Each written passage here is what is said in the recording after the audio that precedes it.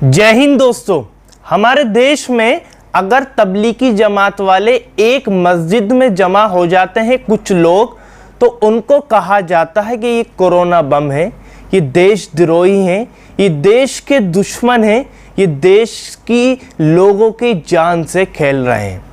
हमारे देश में इस टाइम 2 लाख से ज़्यादा केस रोज़ाना निकल रहे हैं और हमारे देश के अंदर कुंभ मेला चल रहा है। एक साथ 30 लाख लोग डुबकी लगा रहे हैं। अब तक 1 करोड़ लोगों ने डुबकी लगा चुके हैं कुंभ मेले के अंदर। तो दोस्तों, कहा जाता है कि इस कुंभ मेले में कोरोना वायरस आ ही नहीं सकता। कोरोना वायरस देश के अंदर कुंभ से फैल ही नहीं सकता। कुंभ जो है वो आस्था का कुंभ है, इससे कोरोना वायरस नहीं फैलेगा।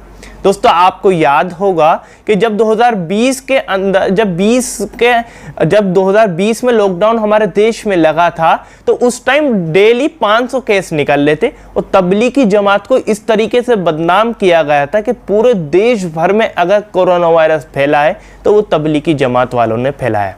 तो दोस्तों, 1 साल बाद फिर से दस्तक दिए कोरोना वायरस ने, फिर से लौट आया है। पर यह बात समझ में नहीं आ रही है कि जब कुंभ से कोरोना वायरस नहीं फैल रहा, जब चुनाव की रैलियों से कोरोना वायरस नहीं फैल रहा, जब गृह मंत्री अमित शाह खुद रोड शो कर रहे हैं, हजारों की भीड़ उनकी रोड शो में जमा हो रही है और वो बिना मास्क के घूम रहे हैं, तो हमें पता नहीं चल रहा है कि कोरोना वायरस कहां से फैल रहा है। क्या कोरोना वायरस 2020 से ही फैला हुआ है, जब तबलीगी जमात वाले कुछ लोग जब 500 रोजाना केस निकल रहे थे कोरोना वायरस के, क्या जब से ही कोरोना वायरस फैला है? क्या अब भी तबलीगी जमात वाले जिम्मेदार है? जबकि सारी कोर्टों ने कहा है कि तबलीगी जमात वाले निर्दोष हैं। न्यूज़ वालों ने, सरकार ने जिस तरीके के आरोप लगाए थे वो बिल्कुल गलत आरोप लगाए थे। दोस्तों, कुंभ से कुछ बड़ी खबरें भी निकल कर आ रही हैं। अब तक 2000 से ज़्यादा लोगों को कोरोना वायरस पॉजिटिव आया है। जो अब देख सकते हैं, जो 2000 लोगों को कोरोना वायरस पॉजिटिव आया है, वो लोग 30 लाख लोगों के बीच में थे। अब वो 30 लाख लोग देश भर से ही आए थे, एक साथ जमा हुए थे। दोस्तों, कुछ बड़ी खबरें भी सामने निकल कर आ रही हैं कुंभ की। मैं आपको कुछ पढ़कर बताता हूं, स्क्रीन पर देख रहे होंगे। मध्य प्रदेश के जबलपुर में नरसिंह मंदिर के प्रमुख महामंडलेश्वर जगत गुरु डॉक्टर स्वामी श्याम देवाचार्य महाराज की कोरोना संक्रमण होने के कारण मौत हो गई है। दोस्तों, नरसिंह मंदिर के प्रमुख महामंडलेश्वर जगत गुरु डॉक्टर स्वामी श्याम देवाचार्य महाराज की कोरोना से मौत हो गई है। ये महामंडलेश्वर जो चार्य थे, ये कोरोना वायरस से इनकी मौत हुई है। ये कुंभ में डुबकी लगा कर आए थे। और दोस्तों, मैं आपको एक चीज़ और बता दूं, ये जो इनको दोनों डोज ले रखी थी इन्होंने वैक्सीन की, उसके बाद इन्हें कोरोना हुआ और कोरोना से इनकी मौत हो गई। यानी इससे साबित हो जाता है कि जो हमारे देश में वैक्सीन लगाई जा रही है वो कामयाब नहीं है।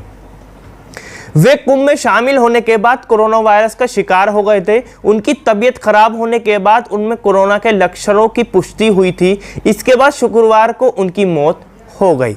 नरसिंह मंदिर के प्रमुख महामंडलेश्वर जगत गुरु डॉक्टर स्वामी श्याम देवाचार्य महाराज की मृत्यु से संत समाज के साथ उनके भक्तों में गहरी शोक की लहरें। दोस्तों, अब आप देख सकते हैं कि ये जो महामंडलेश्वर थे जिनकी मौत हो गई, इन्हें दोनों डोज वैक्सीन की लग चुकी थी। वैक्सीन की लगने के बाद ये महाकुंभ में गए। महाकुंभ में इन्हें वहाँ पर कोरोना वायरस हुआ। कोरोना वायरस होने के बाद इनकी मौत हो गई। अब दोस्तों, इनकी मौत का जिम्मेदार कौन है? क्या देश के अंदर जब इतना कोरोना वायरस फैल रहा था, क्या कुंभ को कुछ टाइम के लिए टाल नहीं सकते थे? जैसे तबलीगी जमात कभी बंद नहीं हुआ जब से स्टार्ट हुआ था।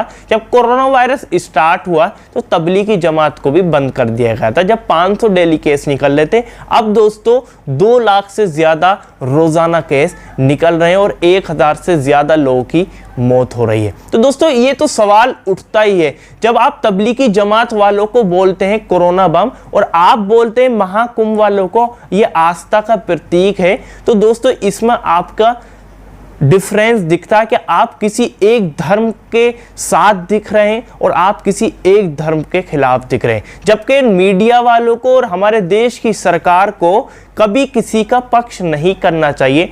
जो भी मुद्दा आता है उसको सही तरीके से दिखाना चाहिए। ये नहीं है कि आप किसी मुद्दे को तो इतना उछाल कर दिखा रहे हैं जिससे किसी एक पार्टी का फायदा हो रहा है, वहीं किसी एक मुद्दे को आप बिल्कुल ही खत्म कर दे रहे हैं जिससे अगर आप कुछ दिखाएंगे तो सरकार का नुकसान हो जाएगा। दोस्तों, अगर महाकुंभ के खिलाफ गोदी मीडिया चला गया, वैसे जा नहीं सकता, अगर गोदी मीडिया चला जाता है तो हमारे देश की जो सरकार है उससे हमारे देश के हिंदू नाराज हो जाएंगे। इसलिए ना तो सरकार कुछ बोल रही है और ना ही मीडिया कुछ बोल रही है। दोस्तों, जब आप हिंदू के खिलाफ नहीं बोल सकते, आप ऐसा कुछ नहीं बोल सकते जिससे सरकार का नुकसान हो जाए, तो आपका हक नहीं बनता कि आप किसी एक रिलीजन को टारगेट करें जिससे किसी एक पार्टी का फायदा हो। दोस्तों, मैं आपको लास्ट में ये और बता दूं, मैं किसी रिलीजन यानी किसी धर्म के खिलाफ नहीं हूं। बस मेरा तो कहना यह है कि जो भी मुद्दा सामने आता है उसको सच दिखाना चाहिए, किसी का पक्षपात नहीं करना चाहिए, ना कि मीडिया को और ना ही हमारे देश की सरकार को। चलिए दोस्तों, आपकी क्या प्रतिक्रिया है इसको लेकर, आप नीचे कमेंट बॉक्स में जरूर बताइएगा। इस वीडियो को ज्यादा से शेयर करिएगा, लाइक जरूर करिएगा, चैनल पर नए चैनल को जरूर सब्सक्राइब, बेल आइकन को जरूर दबा दीजिए ताकि मैं जब भी नई वीडियो लेकर आऊंगा तो आपको पता चल जाएगा। चलिए इस वीडियो में इतना ही।